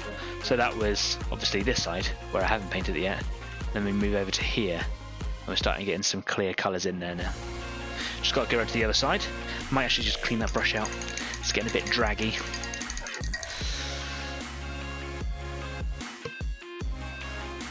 There we are, lovely. Back into the grey. Can see a hair in my wet palette. It's moving around in the paint. I hope that doesn't come out on my brush later. Must be a cat hair. Cat gets everywhere. Right. Okay, so I've got a couple of chips on this side, or splits if you want, towards the top of the chimney here. And I'm just going to paint around those. Bring the brush strokes down. Easy to guide around them and just work my way right up to the edges. Both sides, I've got two here, side by side. Oh, excuse me, a hiccup. Pleasant.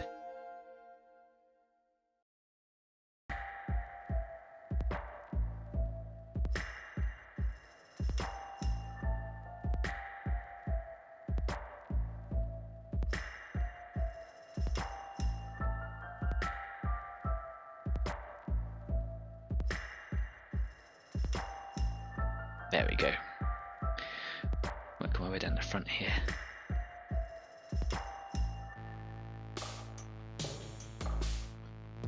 Got more circular impressions. That's a good word, isn't it? Impressions. The thing is that when they become really shallow impressions, they're really quite hard to paint around because they're almost not there. So you don't want the colour to be intense inside them. If I'm painting around them, then I'm just enhancing the contrast, if that makes sense. So I have to get really good at applying the shader in the first place so that it doesn't go so heavily. I hope that makes a lot of sense, I really do. Otherwise I'm just drivelling on. But yeah, you don't want the, if it's going to be a shallow area, you don't want the colour to be so stark in there. Obviously, the deeper a pattern goes, the stronger the colour should be in there. So it's quite tricky. Damn you, circles! Anybody else struggling with a paint scheme this evening? Anyone not quite getting it out there? Like I love the general effect of this. But obviously I've stepped the game up a little bit this week. It's just these little circles. Maybe what I'll do is I'll just paint the first one or two in and they'll just kind of naturally appear. And as they get... yeah, there we go. That's alright. And as they get deeper, they can have that sort of shader feather in at the bottom.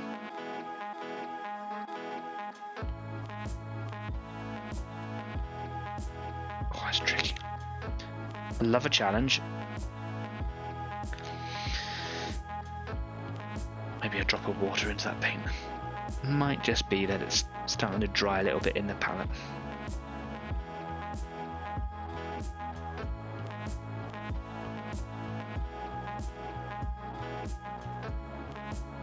Went in a bit fast and a bit heavy there.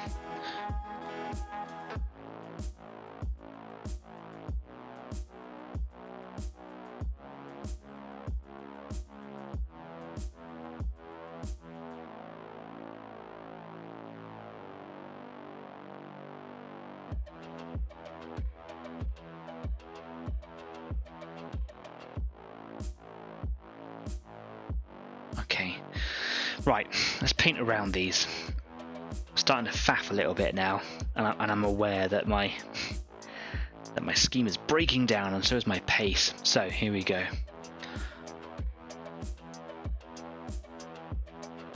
Just try and make those brushstrokes as vertical as I can until I absolutely have to go sideways. It's a slightly different attempt to earlier.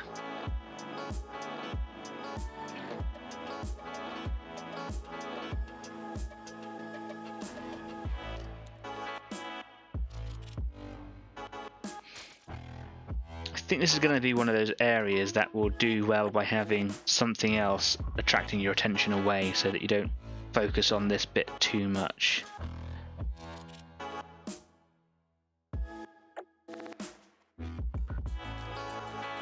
Oh, it's difficult. It's difficult.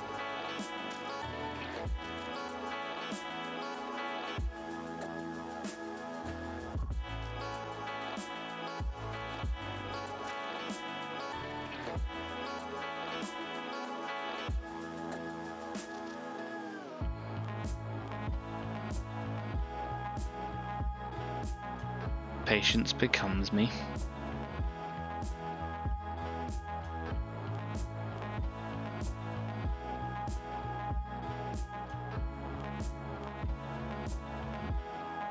I don't think that's bad. What do you think? Let me know. Answers in. Again, I'm just neatening up the top up there. Bring these colours in a bit more. I find that this shader actually is so intense a colour that it actually breaks through my layer paints, because my layer paints are obviously watered down a little.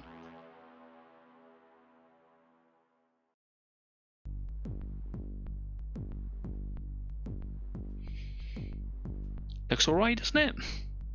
I quite like it. Jeff says, I went into Games Workshop the other day and you get freebies. So you get a Space Marine and a book next time I see you. Oh, for me?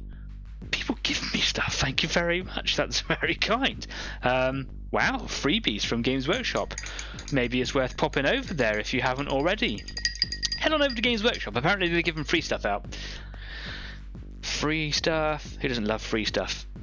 As I was talking to Leslie earlier on about some of the ideas that we had for terrain, I've actually got some laser cut MDF terrain from Mad Gaming Terrain. You should definitely go and check those guys out. Maybe this is an unscheduled shout out. I love what they do, and they do all sorts of different schemes and designs. And a little while ago I wanted some terrain to be ruins. I used to have some ruins. Unfortunately an accident occurred in the house and I lost them all, which was a shame because they were really, really good. So I thought I would get some more ruins in, get these MDF ones in, and though they are really good, they're just not the aesthetic that I was looking for. I bought a pack of 5. I actually had some money come in and I bought £50 worth of them. I made up one sprue, or one pack. I think a couple of sprues come in a pack, and I made them up, and they're okay. They're good. They're enough for, you know, having a little bit of light terrain. But the rest of them I'm going to give to Leslie. We spoke about it earlier on. You're welcome, mate. Thank you very much for all of the Tyranid models you gave me. So yeah, laser cut terrain is probably a very good way to start with making a collection for a gaming club, because it's so easy to build and there's some wonderful designs out there. Mad Gaming Terrain do, I think that this particular set I bought was for almost like Infinity style games, but they do Gothic ones as well, and one of their videos, I will link it, or maybe I'll put it up on the Facebook page so that you can have a look at this video. It's incredible, and it goes on for quite a bit, but it shows you all around the table layout that he's got, and it's all magnetized, so it's all modular. It just looks incredible. Adrian says, check out my photo from last week. Okay, will do. I'll do it at the end of the show. Yum. That's actually quite a cold cup of tea now. It's not that yum. So yeah, as and when I'm able to, Leslie, I will make sure that that terrain is brought to you. It has been quarantined, but you probably want to consider quarantining it yourself as well, because obviously I will handle it to bring it to you. The pieces themselves are actually all sealed in their cellophane, so yeah, you can have fun making it and painting it. It's really easy.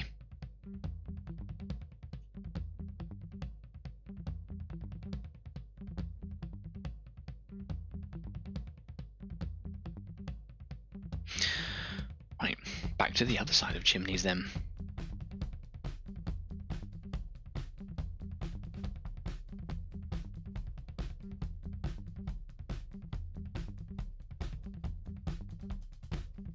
I think I need a bit more water in that. God damn, you can here.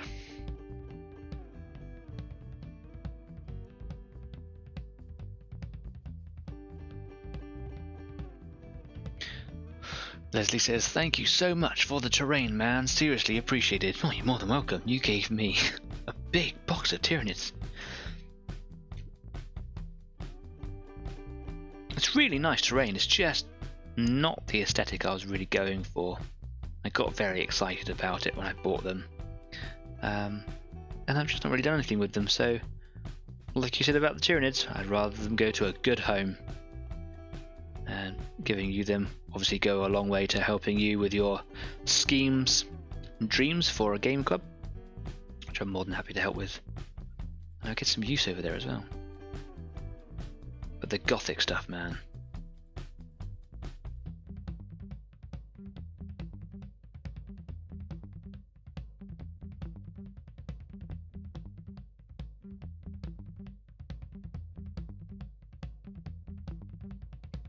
Come on, paint. It's not coming off my brush so well. Maybe a bit more water. Probably really need a bit more paint in the wet palette. Getting right to the end of it now. These wet palettes really do make the paint last so much longer as well. I hadn't touched the paint from last week, all week, and I opened up the wet palette. Just needed a slight agitation and it all came back to life again. It's really good. And with Games Workshop paints, or Citadel paints, keep calling them Games Workshop paints, they do dry out very fast, which is great for painting, but not for making them last. So, some things I wanted to talk about, especially in the realms of terrain, I suppose.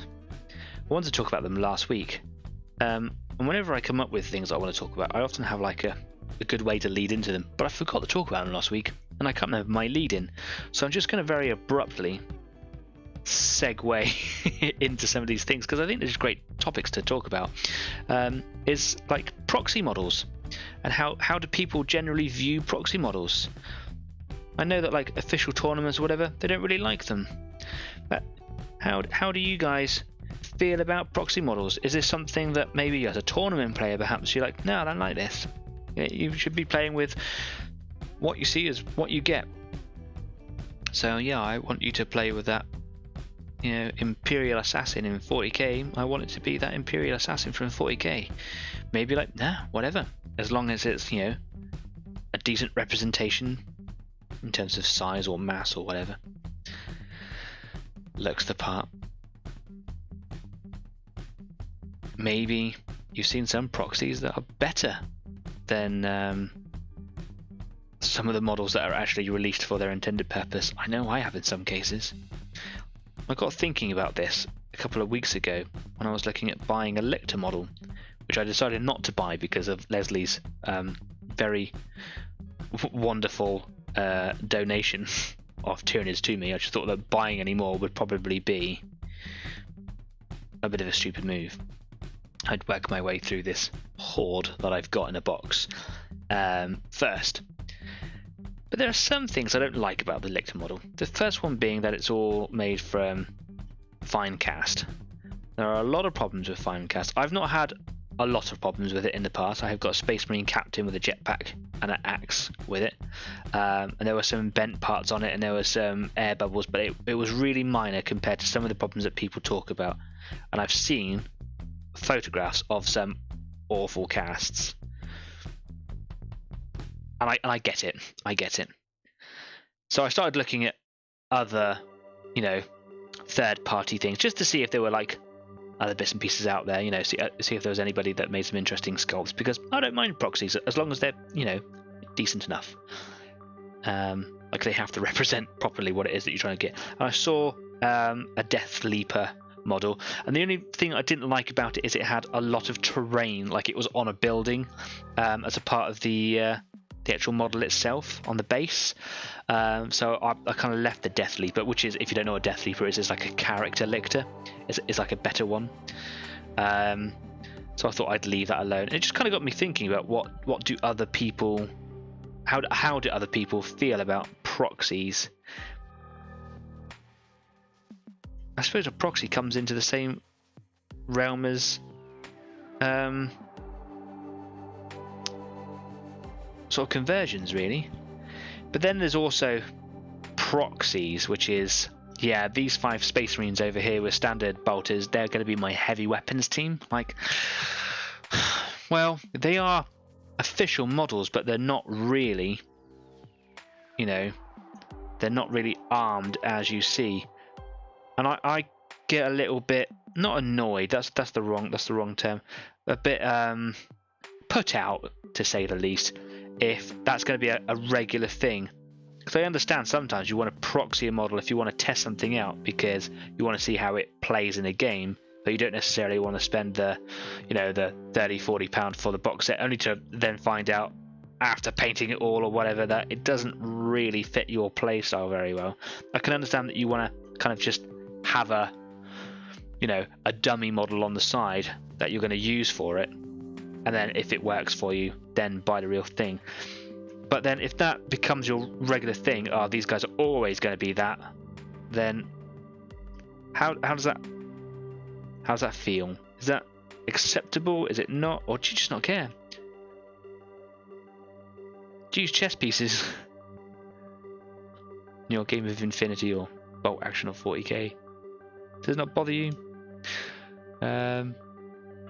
Leslie says, I love making my own models. I've made my own Plague Hulk of Nurgle because GW no longer makes it. I've also made my own Demon Prince as GX. I don't know what GX means, or is it supposed to be GW? Okay, sorry. Oh yeah, see, sorry, GW don't make the model with the specific loadout as I wanted. I'm making a giant Chaos Spawn as I think GW have stopped making it or Forge World. And proxies are cool by me as long as that other player is cool with it. Okay, yeah, I think that's the general consensus, isn't it? Because you can also go into 3D models as well, and there's loads of stuff out there, and I'm very fortunate to have a 3D printer.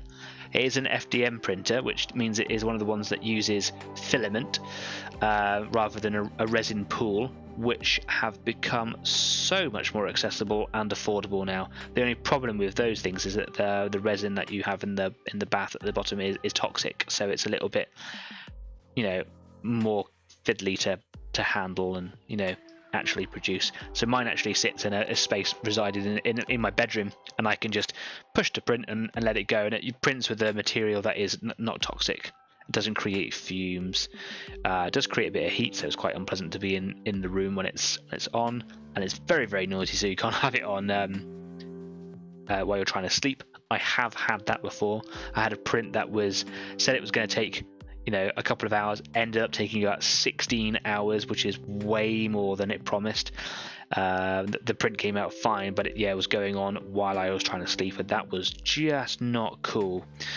But yeah, I don't think you'd want to have a resin bath printer probably in your bedroom.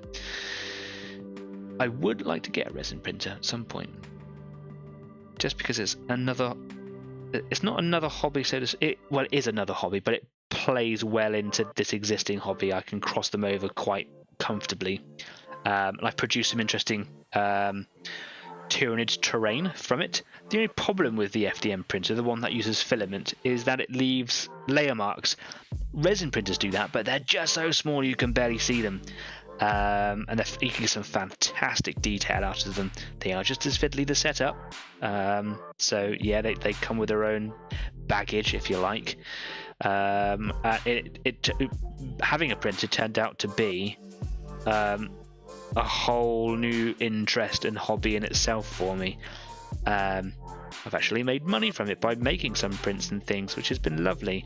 And there are some wonderful websites out there like Shapeways, for example, or Thingiverse, where you can buy prints from people, or you can use people's designs, and you can donate to them if you want to, or some things you just got to buy straight up.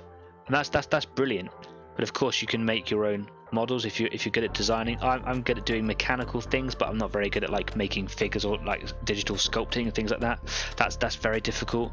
But to be able to print someone else's files is just wicked, absolutely epic fun. I've printed some really interesting things.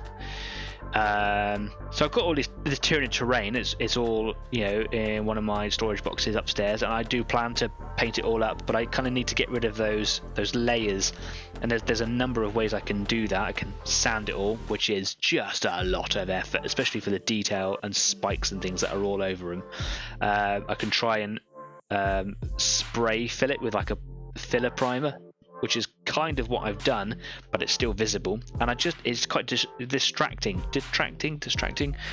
from, you know, the actual whole design of it. I don't like it. So there is some, and unfortunately it's quite expensive, resins that you can buy. You brush them on, and it is designed to remove, basically it fills in those filament layer lines. I've seen it work on a video by the manufacturer, which is Bellum or Bentley, a UK supplier of resins and silicones for mouldings and castings, and it looks like it is the solution. It's a shame that it's another expense to sort these things out, but with the potential of getting a resin printer would be lovely, just to be able to print these things out in solid resin. Again, it's just another expense. They are expensive machines. They're not cheap, but they are certainly more affordable than they ever used to be. So yeah, maybe in some time. Now that I'm working again, I have a little bit more disposable, not disposable income, but you know, just more money to be able to kind of buy the cool things that I want. But it's also about having the space, and like I've said before, a million times before, that this is a shared property, and I just don't really have the space for things like that, which is a shame.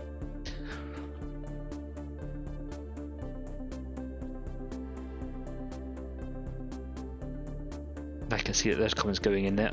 I'm in the zone. I'm just gonna get through these little bits here.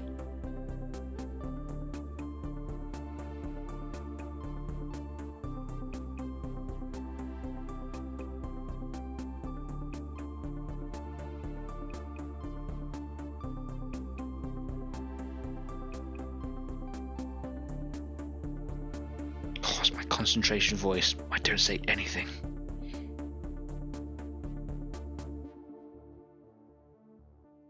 There we go. Yeah, these chimneys, they take a little bit of time. It's probably going to be the bit that takes the most time, I reckon.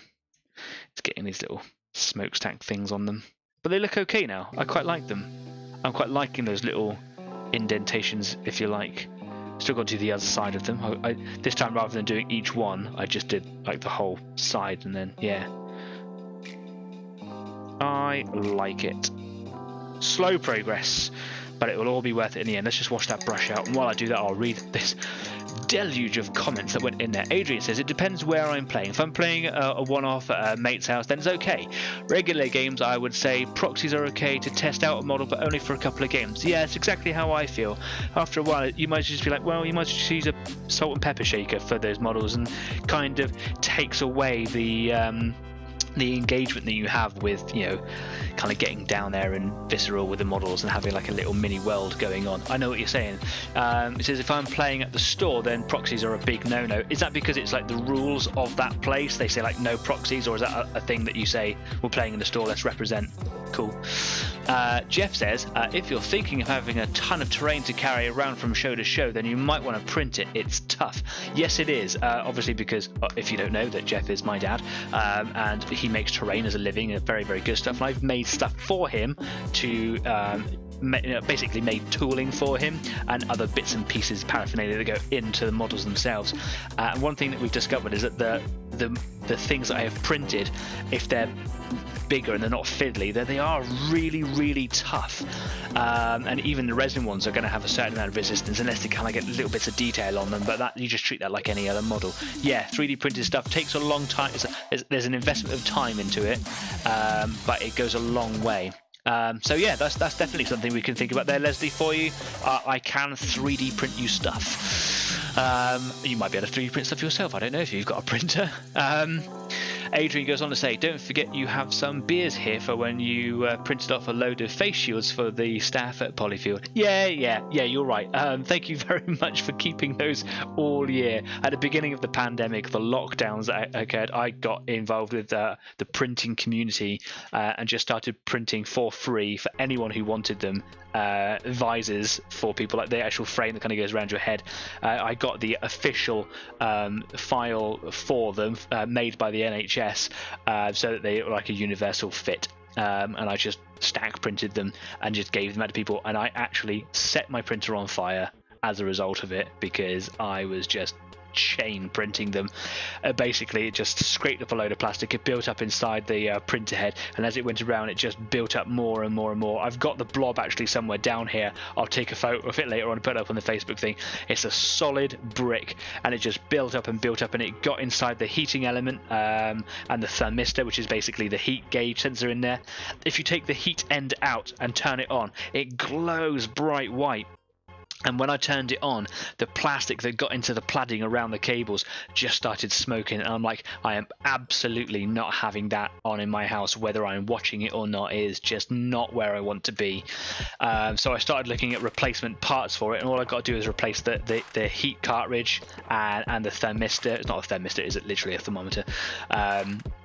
And I can buy them from third-party vendors in China for about £10 to £20. I do not want to have a Chinese third-party vendor supplying me with hot ends.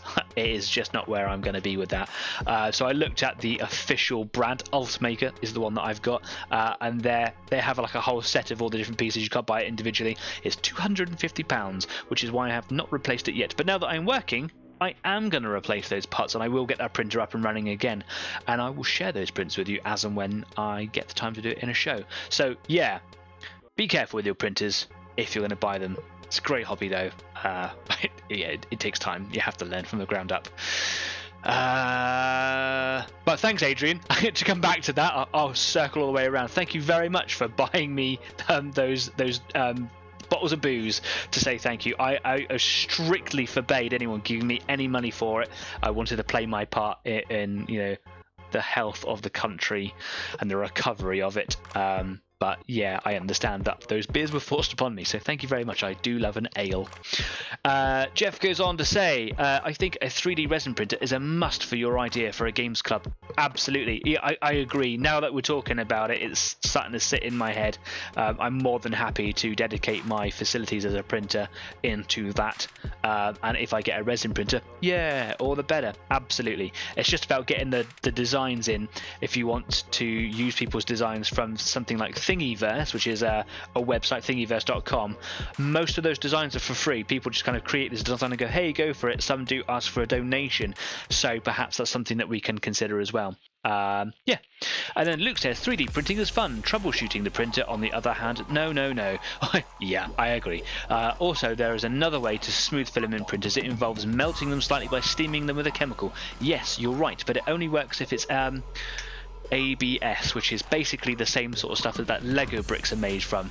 It requires a hotter end on your printer. You just set the temperatures, and your bed needs to be hotter as well, and it's very, very problematic, and prints tend to go wrong easier.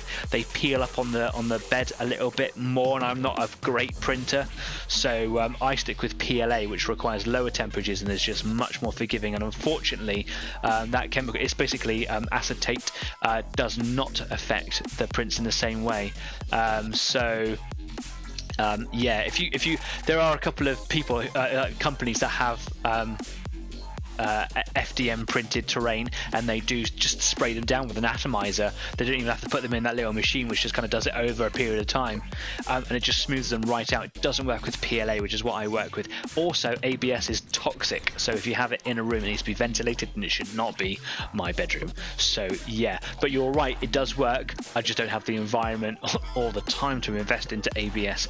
Also costs more, and it's just not generally nice for the environment. PLA is biodegradable degradable if it is done on an industrial scale, not like home recycling, put in your compost, but it will degrade at higher temperatures. ABS is one of those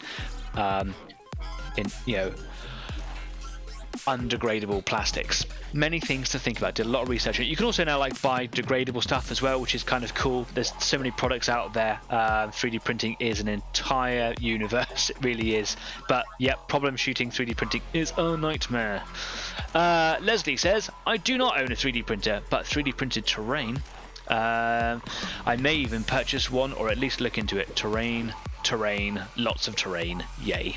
Yeah, great fun. I've had loads of fun with my printer. It's been a blast.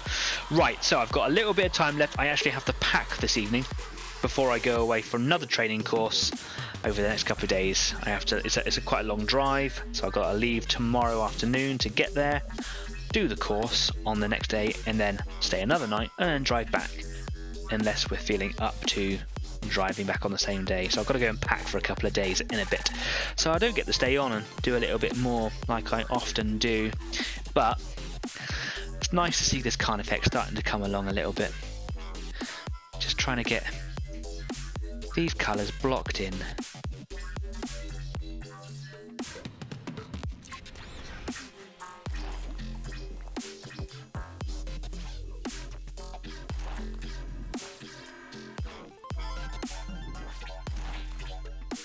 I was very lucky with my 3D printer because someone acquired it from someone else, one of those hand-me-down things, and the person who got it didn't really want it or know what to do with it, so I bought it from them. It was given to them by someone who had it as part of a business, but the business didn't work out, I think. So yeah, I gave it to them for a fraction of the price, and they were very happy with it. They used that money to go on holiday. Everyone wins, right? Wonderful. But when I got it, I realised why the guy who had it struggled to use it, because it wasn't put together properly and it had the wrong size filament jammed into it. I basically had to take the whole thing apart. I was very, very nervous. And yeah, had to kind of rebuild it. And that was enough to kind of get me familiar enough with 3D printers to start using one. You can buy them from most manufacturers pre-built, or you can order them cheaper and build them yourselves, which is not recommended if you don't know what you're doing, but I kind of do recommend it because it made me super familiar with printers. Prusa is the brand that I highly recommend, Prusa, and they offer their printers pre-built or packaged. And if you pay that little bit extra to have them pre-built, they get sent to you with a diagnostic on their setup, so you can see exactly the processes that he went through and how it performed, and if there were any problems with it, how they corrected it, and then its current performance is all very good. But then, of course, if you want to spend a little bit less money and build it yourself, then it just comes packaged up. You get to build it. But I really would look into resin printing if you're wanting to do modeling stuff with it, or hobby modeling, not like fashion modeling. It's an interesting crossover.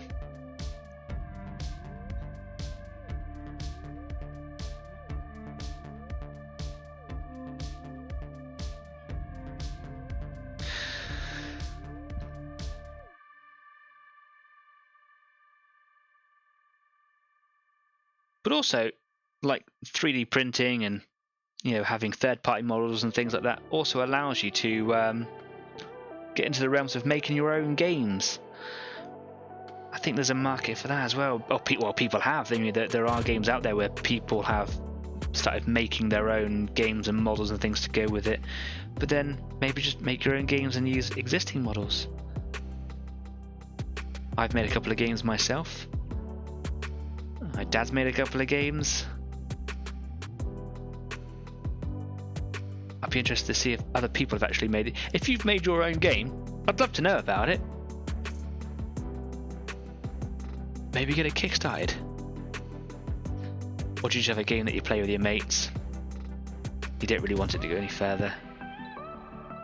I've designed lots of games. board games, war games, you know, role play, pen and paper games. Come up with loads of ideas because I just like playing anything. Not really fussy.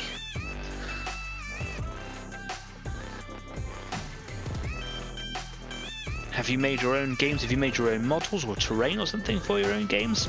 I have. For another day, perhaps I'll bring them out. You can make your own designs on a 3D printer for a game that you've designed. Get it kickstarted. Ah, oh, I think I'm coming to the end of this paint. It's just trying to get the last little bits and pieces out of the wet palette. I think if I push it any further, I'm probably gonna ruin my paint job so far.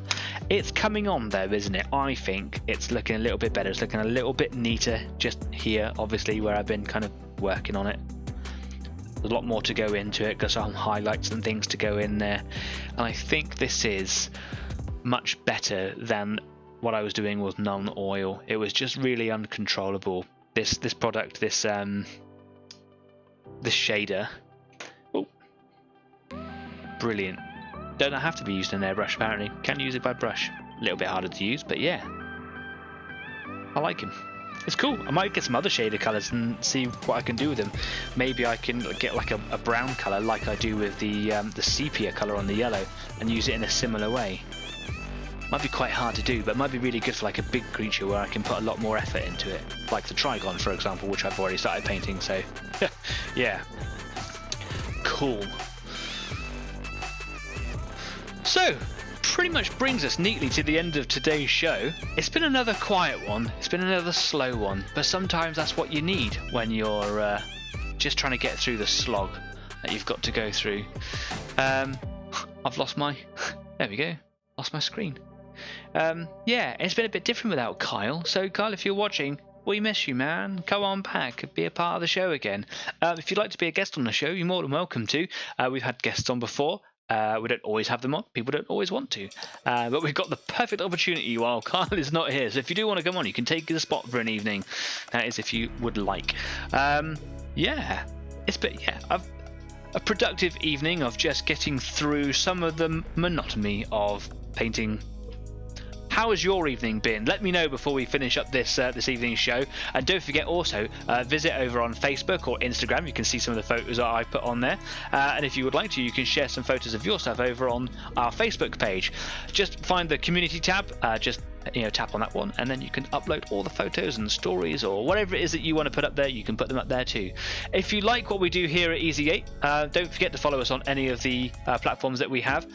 Maybe drop a like or you can follow us, and if you're really so inclined, you maybe subscribe to the channel as well. The camera doesn't move on this screen. It's different. It's got that thing up there and it's a different screen. I've ruined everything today.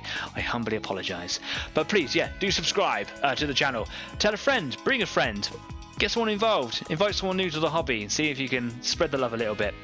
Before we go then, let's just finish off with the last few comments that are going in. Leslie says, shove a model into a 3D printer, the results get you arrested. Oh, right, yeah, models, as in fashion models. I totally forgot about that. I didn't know where we were going with it. Luke says, I've made a TT RPG based on Around the World in 80 days. A TTRPG? What is a TTRPG? Obviously RPG roleplay game. Tabletop RPG. Got ya. It came to me. Clearly I'm tired. All the swimming and sunshine has killed my brain today. I apologise. And Leslie says, a skeleton made for giant chaos spawn. Oh.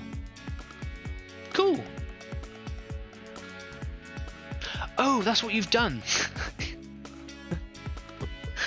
Oh, what a great show. I was like, what are you talking about? Oh, you have finished, or you have been working on a skeleton for a chaos spawn. I'd love to see photos of it so that I can wake my brain up and not have to talk anymore. It's really difficult doing a show on your own, alright? Give me a break.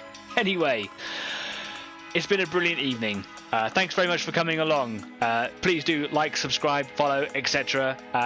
And yeah, we'll be back here next week for episode 26, which marks our 6 months of doing this show.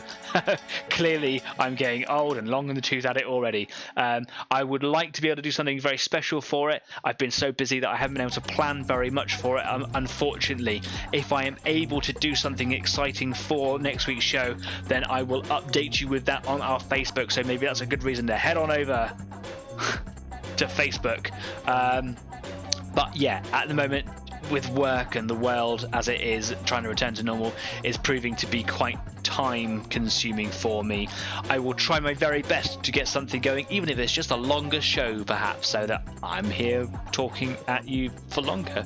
Maybe I can get a Discord channel. That'd be quite cool to do something like that, but obviously it does require time and effort, so please bear with me on that one. If not, I will always look to improve the show and create new things and whatever. So if I can't do something for it next week, then maybe if you've got some suggestions on how to make the show better, more improved, add more things and bells and whistles to it, then I'm always open to suggestions. This show is for you as much as it is for me. So yeah, with that in mind, it's been a great evening, even though I'm talking rubbish for most of it. So yeah, until next week, my name has been Danny. It says it right down there. I pointed. Yes, I got it right. My name's been Danny. It says it right at the bottom of the screen. This is Easy 8, an online painting club. You've been amazing, and I will see you guys next week at 7 p.m. Take care for now. Bye-bye. Falling over my words every single time.